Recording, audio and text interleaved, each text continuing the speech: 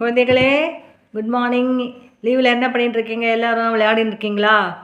நான் இன்றைக்கி உங்களுக்கு ஒரு கதைக்கு பதிலாக ஒரு வேடிக்கை விளையாட்டு சொல்லித்தர போகிறேன்.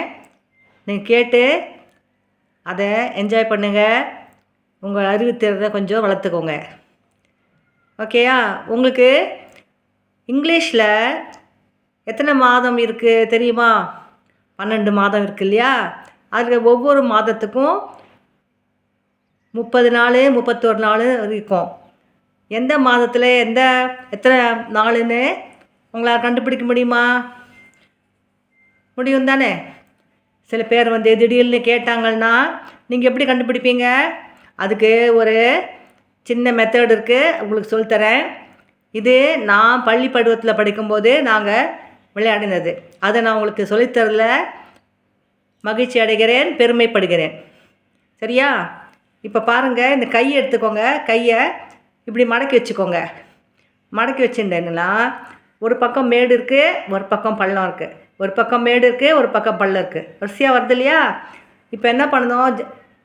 ஒவ்வொரு ஃபஸ்ட்டு மந்த் என்னது? ஜனவரி, அப்புறம் பிப்ரவரி, மார்ச், ஏப்ரல் வரிசையாக வருது இல்லையா? நீங்கள் எப்படி கனெக்ட் பண்ணணும் தெரியுமா? ஃபஸ்ட்டு இந்த மேடு பக்கத்தை எடுத்துக்கோங்க. இதை தொடுங்க. இது ஜனவரி. பிப்ரவரி விட்டுருங்க, ஏன்னா அது 28 டேஸ் 29 டேஸ் தான் இருக்கும். அப்புறம் மார்ச்சு திருப்பி மேடில் வருதா, அப்போ 31.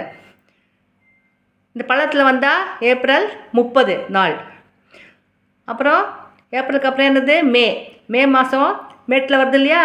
மேட்டில் வந்தால் 31. அது மாதிரி கால்குலேட் பண்ணிட்டே வரணும்.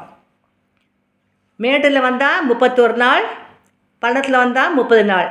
பிப்ரவரி மாதம் மட்டும் விட்டுருங்க, ஏன்னா அது சில சமயம் லீப் வருஷமாக வரும், இல்லைனா 28 நாள் தான் இருக்கும். நீங்கள் என்ன ஆரம்பிச்சிட்டிங்களா? உங்களுக்கு கரெக்டாக வந்துதா? உங்களுக்கு பிடிச்சிருக்கா?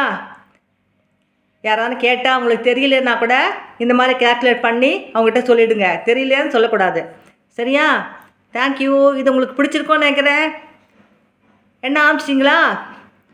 தெரியுது எனக்கு. சிரிச்சுனேன்றீங்க நீங்கள். தேங்க்யூ கீதா முரளி. பாய்.